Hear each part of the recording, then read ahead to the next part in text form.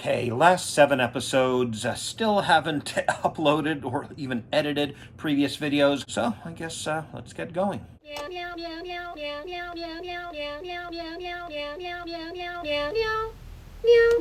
Production Order 22, Broadcast Order 24, Goga no Zo, the Statue of Goga. I was a little surprised it wasn't Gorga, since it was Goga. And I thought maybe on the earlier Shout Factory DVD release, it was still Goga, although they translate it as the idol of Goga. Anyhow, it starts off, these seedy-looking characters are looking at these sculptures and so forth, and talking about, all of these are great, but none are as great as the Statue of Goga, which will be arriving from the country of Abu soon. And then we see a plane landing, and we see this man who we will soon will find out is an ambassador, and his wife, and then their daughter is holding this, well, it's the Statue of Goga. Apparently she's befriended this nice young woman. I want to be with Nei-chan! So they're getting off, and then they're going through a crowd, and people are talking to the ambassador, and Nei-chan is here. Here, let me carry that for you. Okay.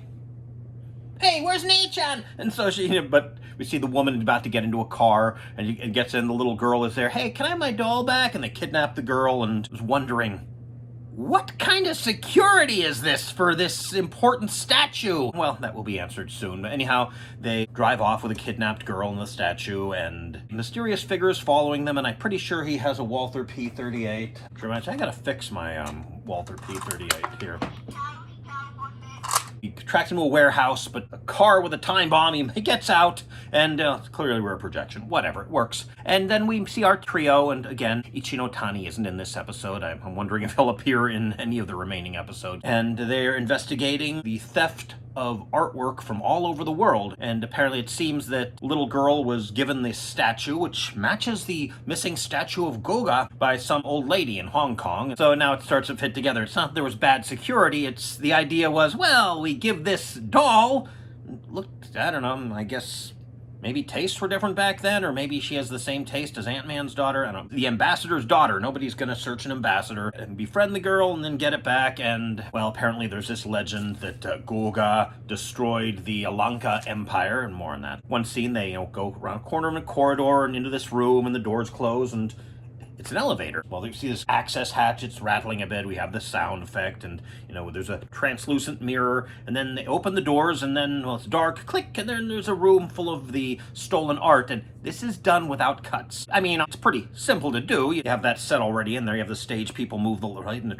move the walls from the previous part and turn off the lights, but I mean, it's still effective. Anyway, the bad guys notice that the guy with a P-38 is following them, so they shoot at him while he's driving, so he's going there, and our trio is driving nearby, and they see, whoa, this guy is unconscious, possibly dead, so they do this stunt. Well, not the best. It's effective enough.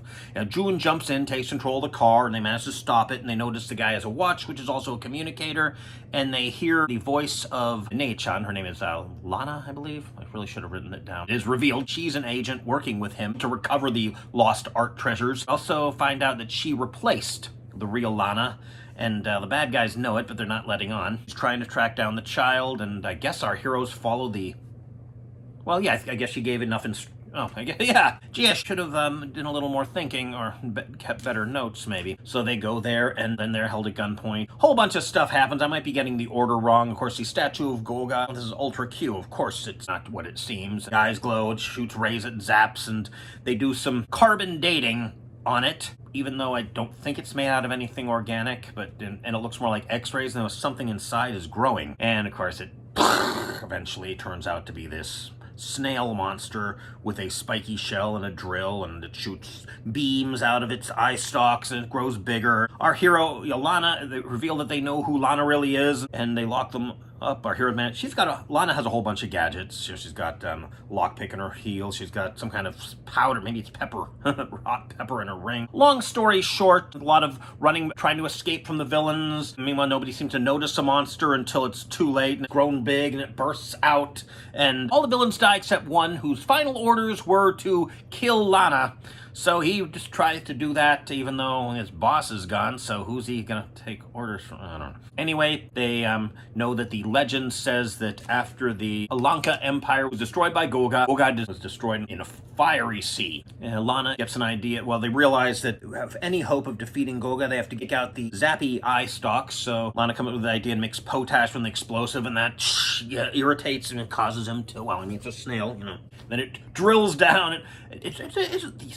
Goga is a really cool monster. They did very well done. You've got the spike glowing shell and the drill. Anyhow, when it emerges, they attack it with flamethrowers, and that destroys it. Meanwhile, the thug, still has the order. He tries to kill Lana, but he misses, and then he tries it, and he doesn't even notice there's a giant freaking snail behind him.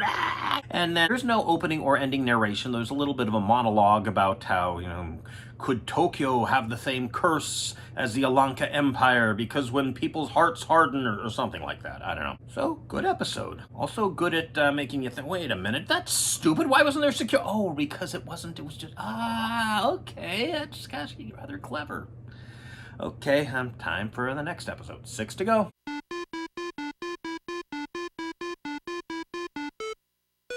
Production episode 23, broadcast episode 19, challenge from the year 2020, or Nisen Nijunen no Chosen.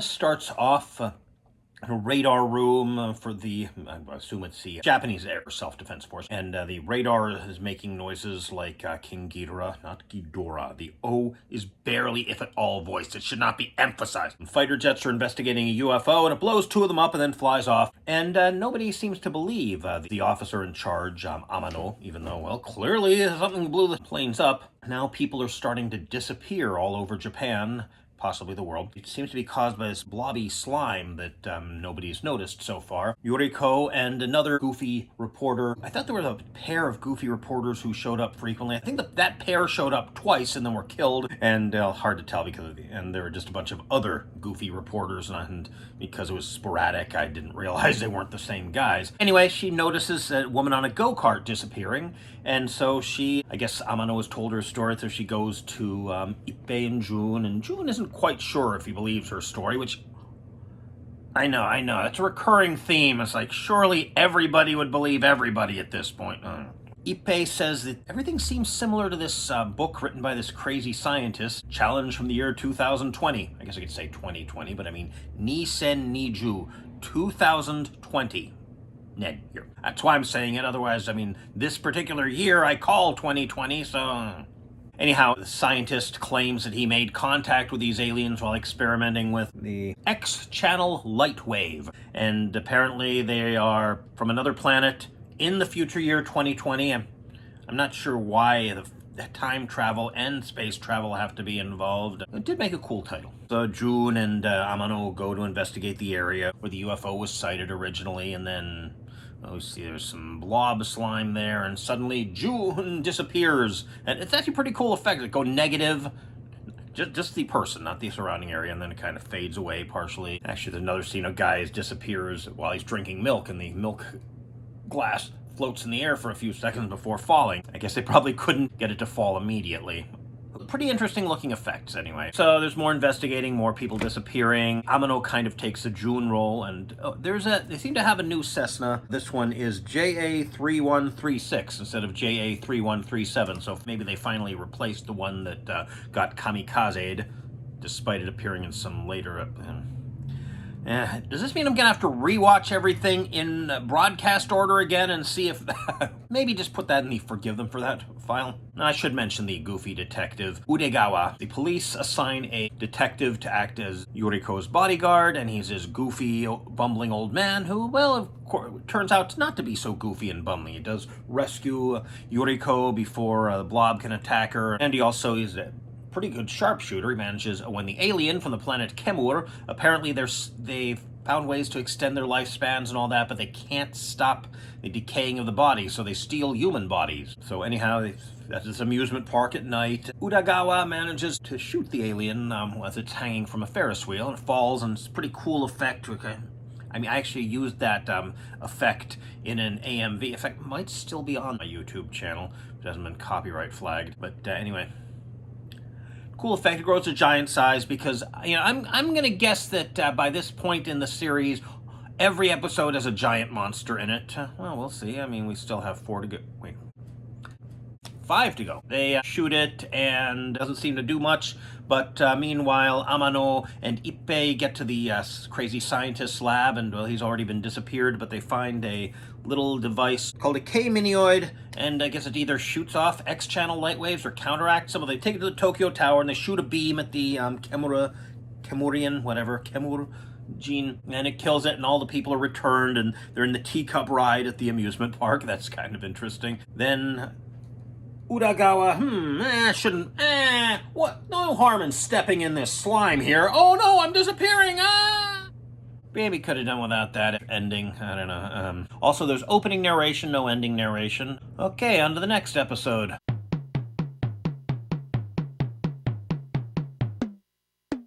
Okay, before I forget, the previous episode had opening narration but no closing narration, and the same with this episode. This is production episode 24, broadcast episode 18. And the previous one was, of course, production 23 and broadcast 19, so we're going backwards here.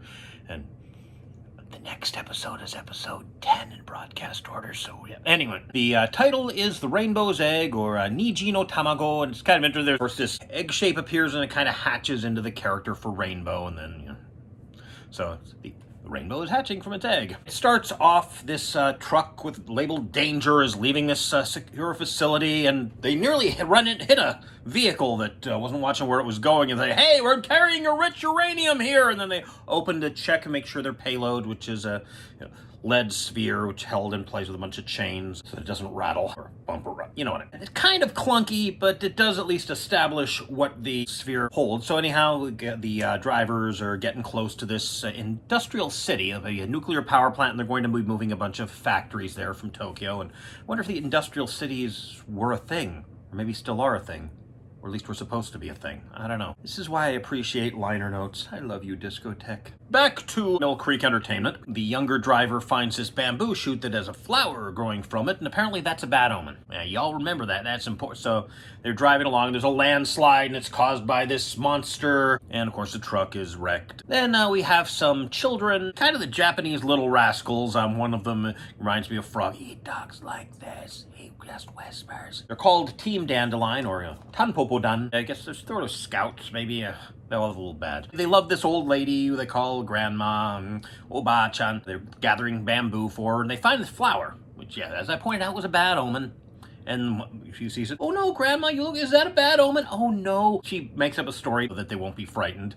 If you find one of these, it means there'll be a rainbow egg, and you can wish for anything you want. And I didn't mention Grandma was in a wheelchair. You can't walk, so they decide to find this rainbow's egg so that they can wish that she can walk again. So our trio is there in a helicopter looking for the crash site, and they find them, and one guy is kind of suffering from a concussion. He's rattling on about a monster and about a golden rainbow, but the other guy is coherent, and he confirms the story, and finally, people believe a story about a giant monster in a world where giant monsters show up on a regular basis. About time. They suspect that the giant monster is Pagos, who's a pretty good design. I'm pretty sure it was redesigned for Ultraman at some point here, and played, of course, by Nakajima.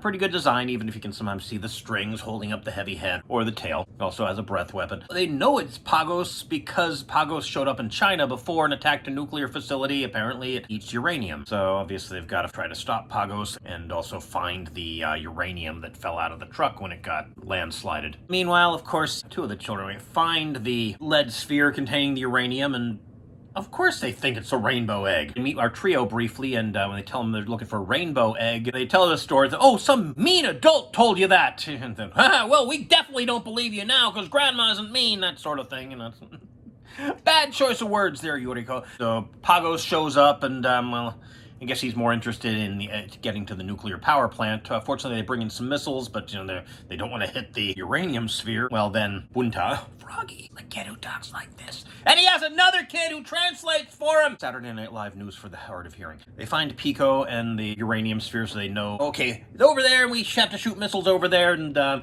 missiles freezes Pagos, and then it cracks, and then it falls, and then it turns into dust. It's an interesting looking effect, as are a lot of the effects. Then Pico is still dragging the uranium sphere, and even though our heroes are trying to tell her not to, but then Grandma shows up while they're pushing her wheelchair, and so happy that Pico is alive that she stands up and walks over to her, and hokey but appropriate.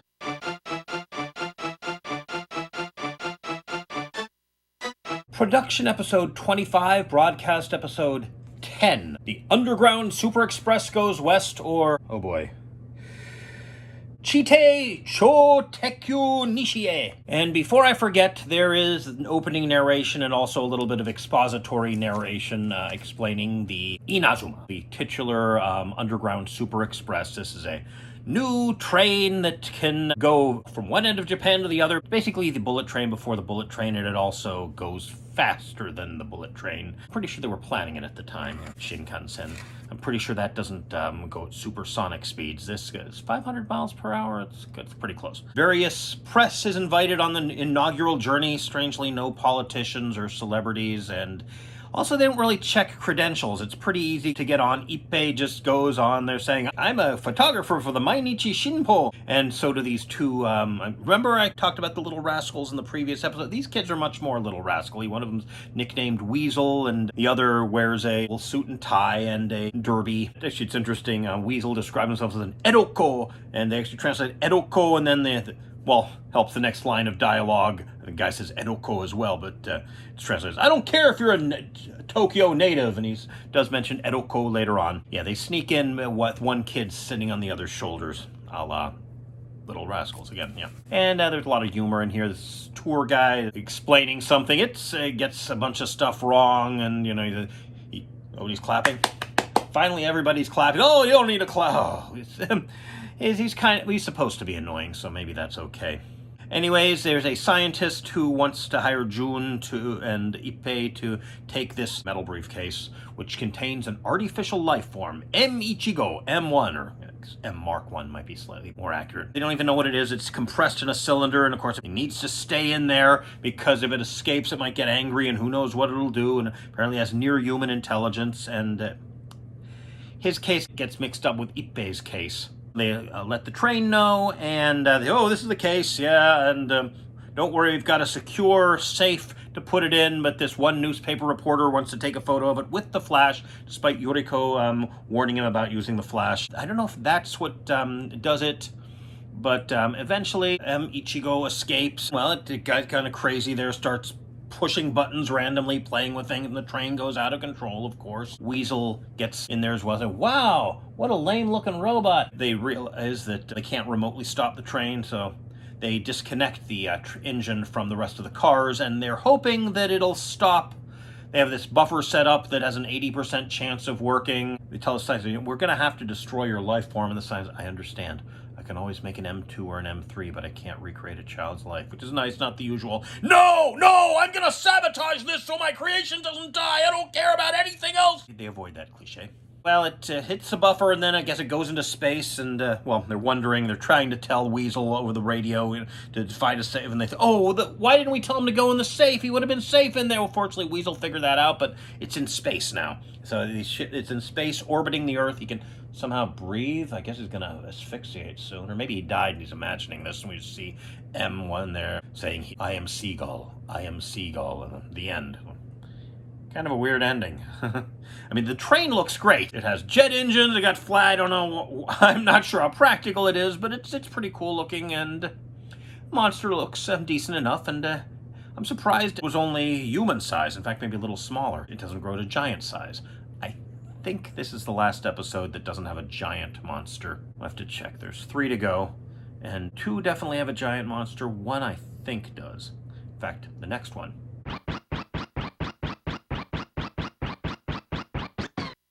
Okay, this was the final episode of Ultra Q in production order to not feature a giant monster, though it is a rather iconic monster. In fact, I'll get to that. Production episode 26, broadcast episode 20, the Primordial Amphibian Ragon, or Kaite Genjin Ragon. There is undersea volcanic activity, and so Yoriko is sent to investigate and also to interview a local scientist, Professor Ishii, I think his name is, who she's actually interviewed before, and she became friends with his younger sister. Let's see if her name is in here.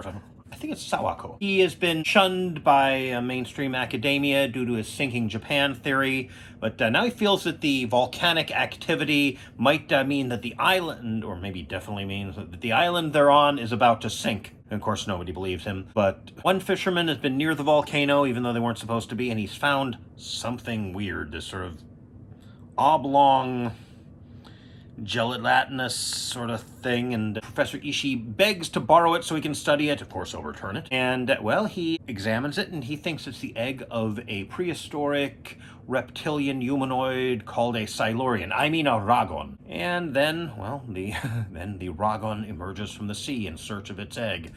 I should really say in search of her egg. I mean, she got breasts. I guess it's a mammalian reptile. Whatever. The Ragon suit is pretty good. I'm sure it's designed to resemble the creature from the Black Lagoon somewhat, with a bit less money and also bigger head, probably just to make it look taller. It scares people. I don't know if it actually kills anybody. Well, then Professor Ishii finds the egg has been stolen, and since the Ragon doesn't have it, well, we're privy to that, he isn't. They figure that the fisherman who found it has taken it back prematurely. The Ragon breaks into the house, and it suddenly stops because it's distracted by the radio. It's like the music. And then the song ends and the DJ starts speaking, gets angry. It's immune to bullets, because of course it is. But June takes a transistor radio and he has to keep changing it when a song stops, lures it to a cliff, and then, oh boy, what am I going to do now? And there's an earthquake and the Ragon falls.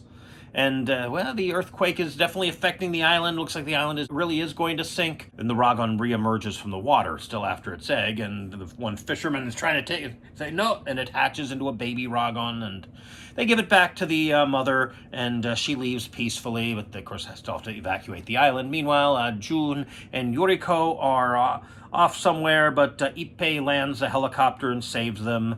And there's some closing narration, no opening narration. One interesting bit, and it might just be for plot convenience, but once they land, Jun tells Ippei he has to take the helicopter back. And why? Well, you don't have to go, but the helicopter has a schedule, which is nice to see that they do actually do work that doesn't involve Yoriko. How much else I can say? The Ragon suit looks pretty good, especially when photographed at night. I've noticed this. I used to hate black and white because it wasn't color, but now that I've matured slightly, I realize it definitely has a great atmosphere for night shots, which color doesn't do. Yeah, not many notes on this episode. It's a very good episode. Oh, and Ragon then reappears as a giant mutated form in Ultraman, and it is still Ragon, and it shows that these shows are connected continuity-wise, at least in one case. Mention, wait, I remember Ragon likes music, so clearly this episode happened in Ultraman continuity as well. 1, 2, 3, 4, 1, 2, 3, 4, 1, 2, 3, 4, 1, 2, 3, 4, come on, 7! We've got episode 27 in production order, 13 in broadcast order, Garadama, which, well, it could mean Garamon sphere or Garamon egg, and it's also the word that the people in this remote village use for meteors. It starts off, this kid has found a meteor, and it's really light, and so they take it to Tokyo, and Dr. Ichinotani is finally back. I just noticed he's got a little, aside from his mustache, he's got a little, I think the term is flavor saver. I doubt they called it that back then. Certainly not in Japan. He's back. They've noticed it seems to be giving off radio waves, and then another meteor lands in the reservoir created by a dam. Well, actually, it's rather interesting. A dam was put up and flooded a city. And they've got two women on a tour boat, or a little boat anyway, looking down. And I used to live in that house, and that's where the storehouse used to be. I'm assuming that's something that's actually happened, that they've, in order to put up a dam, they sometimes had to evacuate towns. Hopefully, I would assume that in a country like Japan, people were adequately compensated, unlike what happened in Pennsylvania, and also I assume that they didn't break any treaties with the indigenous population. The boat, I think the captain is killed and the two women are stranded, but anyway, Jun and Ippei fly Dr. Ichinotani to where the meteor landed, and they do some investigating, and rather interesting.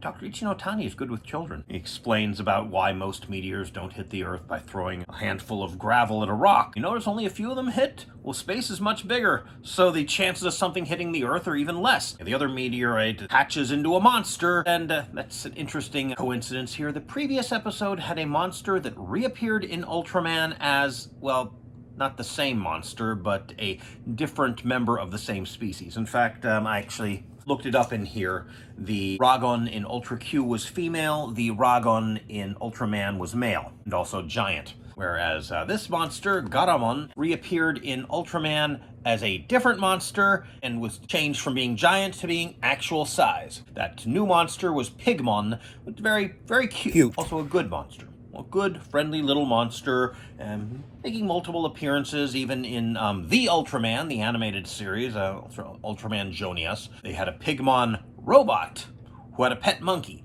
just in case Pigmon wasn't cute enough. Yuriko goes to the lab where they're investigating the meteorite, and I don't know, part of me thinks the guys are being chauvinistic, but more I think she has a reporter's instincts, and they are a little overly tied down to facts. They must have the facts. They don't want to speculate. Interestingly, Dr. Ichinotani does speculate a little bit, but he is more experienced. I think he's learned that sometimes intuition is a good thing. He points out maybe the monster is following the radio waves given off by this thing, so they put a container over it and it stops, and it seems to be mechanical. It does make a dung dung dung, some liquid, some oil or something out of its mouth, and and then the narrator says that while this one may be stopped, the aliens might have a second or even third invasion. And there's also opening narration. And well, the second invasion is the next episode. Oh no, spoilers.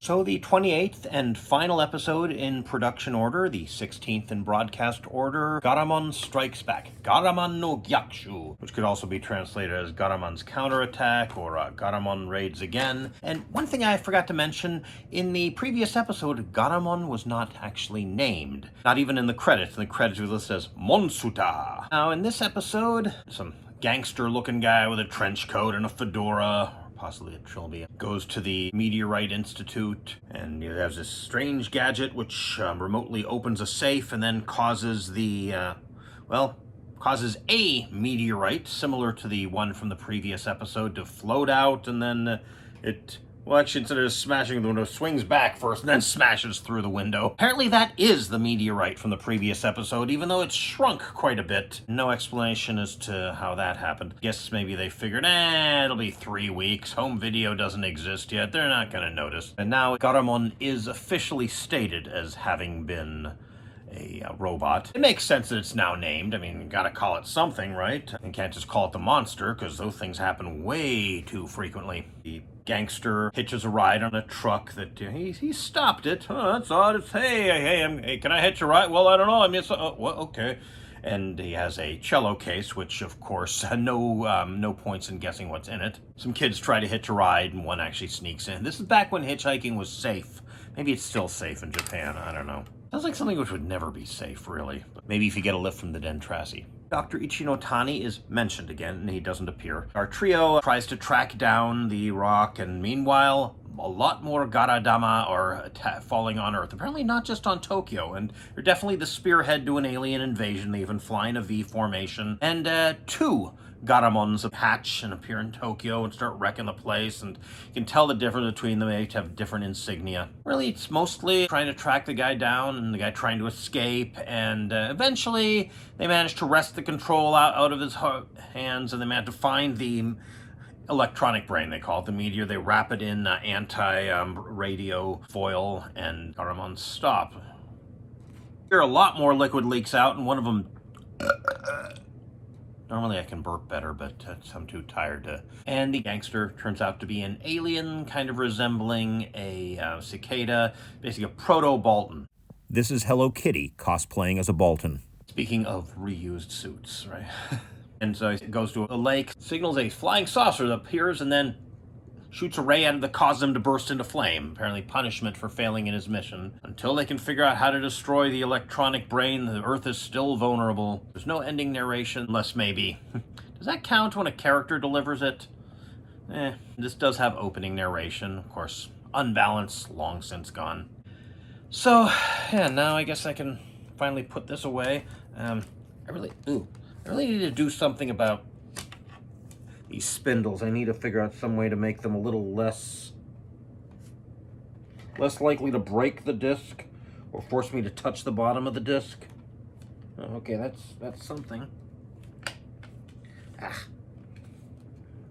I really don't like that. Now I can clear some space on here and maybe translate 1 or 2 theme songs. Oh, look at the secret code. I mean, this is a great series. It's, where's the book go? I might rewatch it again sometime and maybe keep track of when the Cessna disappeared. Is this right? I guess that's it. Can't think of anything really pithy to say here, or even, wait, any more notes here? Why is the rock smaller? Yeah. Hopefully the green screen effect that I wanted to do will work, or this will look even more ridiculous because you've already seen a failed attempt at it.